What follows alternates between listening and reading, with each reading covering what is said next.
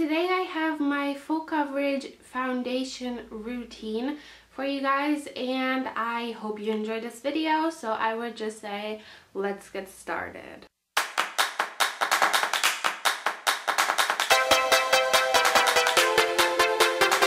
So you definitely want to start with, of course, sanitized hands. You want to keep it all hygienic. So I am starting with a simple moisturizer. This is the Clinique Moisture Surge Intense. It's a gel cream version, and I absolutely love this since I have really dry skin. Well, not really, but I do have pretty dry skin, and that is why I like to use a very good moisturizer for my face, because I don't want my foundation being all flaky and everything like that. So it's probably gonna happen to 95% of you guys that your face is going to look very red, but that is pretty normal because the moisture has to first sink into your skin and your face has to kind of cope with that, or your skin has to cope with that. Then I am using a pretty illuminating concealer. It is by Catrice Cosmetics. I don't even know if this is available in the States, but I just apply this in a triangle form under my eyes, and it has like this little brush applicator, which is really cool.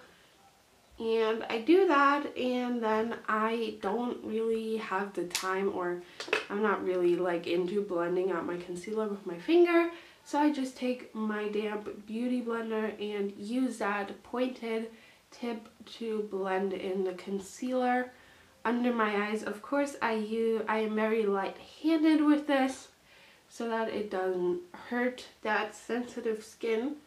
So if you're like me, and that is why I'm doing this video, and you have like really, I don't like really would say that I have bad acne. Of course, I know that there's always people out there that have worse skin than me. I have good days, I have bad days.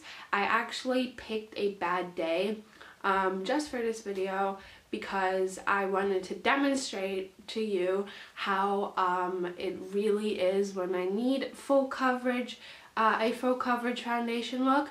And yeah, so I do that, and you can see that that concealer instantly brightens up my face and makes it look more flawless. But of course, yeah, on my chin, on my cheek area, and here on my forehead, I have sort of a bit of scarring from like earlier breakouts and everything. So yeah, use a foundation that has pretty full coverage for these type of days. Please note that I don't always wear this foundation routine like every single day. I don't wear makeup every single day. Probably I wear makeup 3 to 4 days a week. Yeah, I just apply the amount of makeup based on how I feel like that day. But of course, like I said, today is not a very good day, so I'm using this Revlon Color Stay makeup or foundation, and it's in the color 150 Buff, and it is for normal to dry skin. I didn't use the one for, or I didn't get the one for oily skin because I obviously don't have oily skin, and that would dry out my skin even more.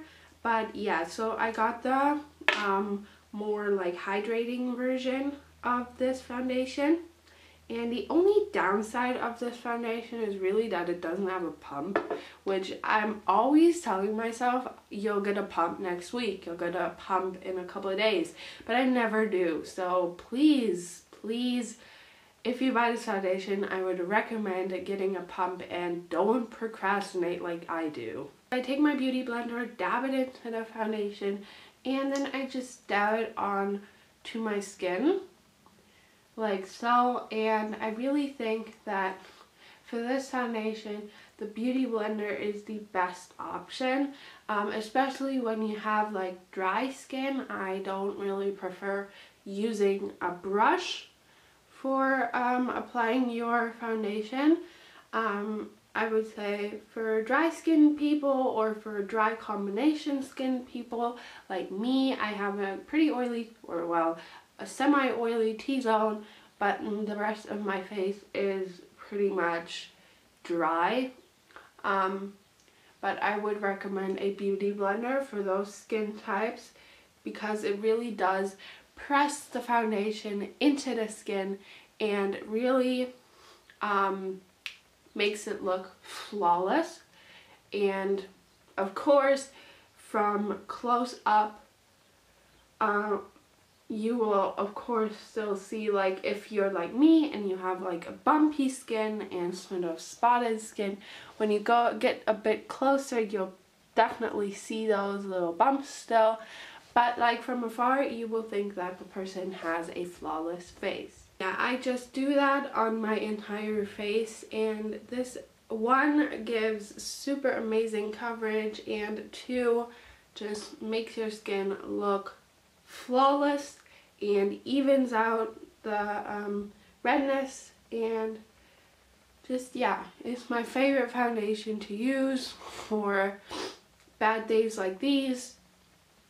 And then after the first layer, I tend to go back in and take a tiny amount of foundation and just see where some spots are still showing, and I just really focus on those areas and apply a second layer to those parts of my face, and make sure to definitely blend down your neck. I hate it. That's one of my biggest pet peeves, when people don't blend down their neck.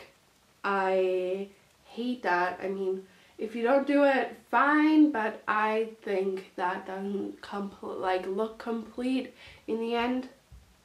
So definitely make sure to blend down your neck. So the foundation is done then, and then I of course use a powder, and this adds a bit of more coverage.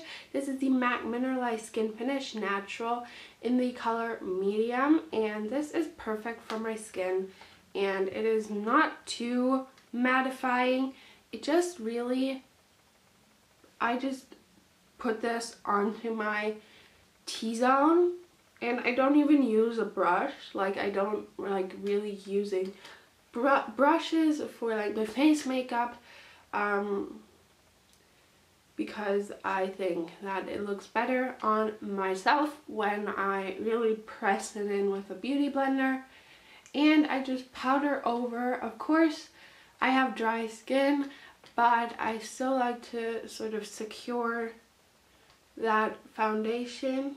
So of course this looks a bit weird because my whole face isn't finished yet, but this video is about the foundation routine, and it's not like a whole face makeup routine. That is why the video is going to end here. I hope you enjoyed this video, and if you did, please give it a huge thumbs up. It helps out a lot, and if you want to see more free videos on this channel, subscribe. That would be a good option, and I hope I will see you in the next video. Bye!